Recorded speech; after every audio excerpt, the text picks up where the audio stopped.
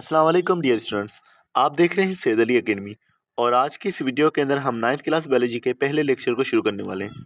तो आइए इसके पहले लेक्चर और इसके पहले चैप्टर का जिक्र करते हैं। पहले चैप्टर का नाम है हमारे पास इंट्रोडक्शन टू बायोलॉजी, यानी कि बायोलॉजी का तारुफ। तो सबसे पहली चीज़ जो यहाँ पर मौजूद है इंट्रोडक्शन के अंदर, वो ये है कि बायोलॉजी की डेफिनेशन क्या होती है।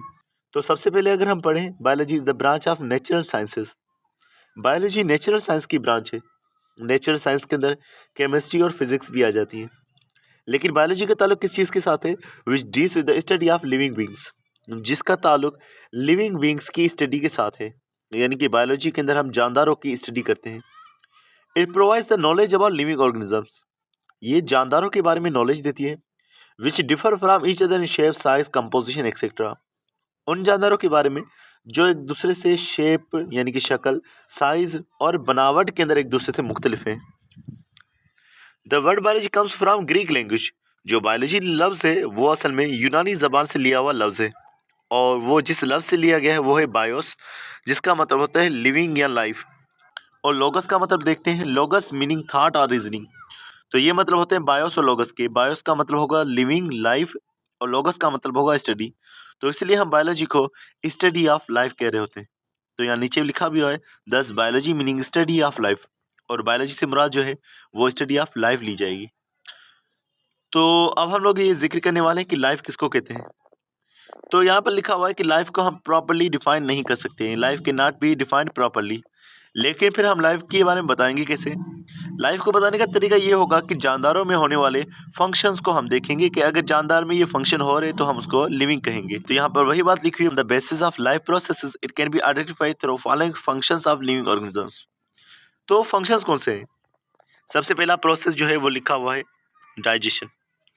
डाइजेशन का मतलब होता है कि किसी चीज का टूट जाना छोटे जरों में, यानी कि जब हम खाना खा रहे हैं तो वो खाना जो है बड़े इनसॉल्युबल पार्टिकल्स की सूरत में मौजूद है जो हल नहीं हो सकते, तो उनका स्मॉलर सॉल्युबल पार्टिकल्स में कन्वर्ट हो जाना, ये डाइजेशन कहलवाता है।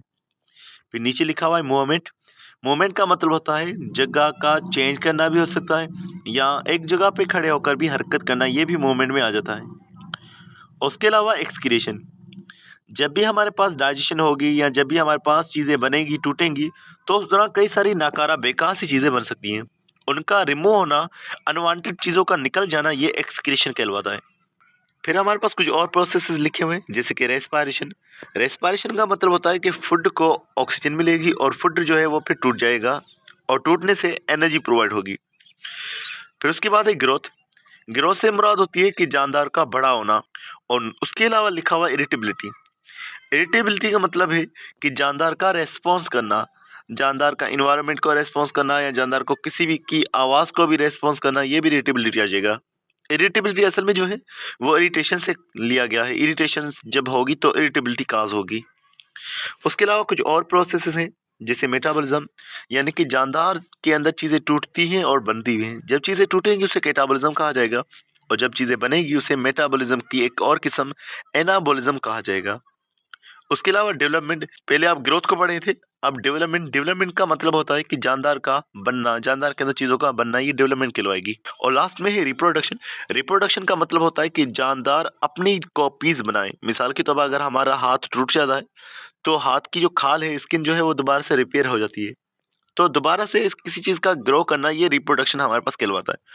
तो स्टूडेंट्स, आज की नोट बस इतना था। मज़ीद वीडियोस के लिए चैनल को सब्सक्राइब करना मत भूलिएगा। मिलते हैं नेक्स्ट वीडियो में, तब तक अपना बहुत सारा ख्याल रखिएगा। अस्सलाम वालेकुम।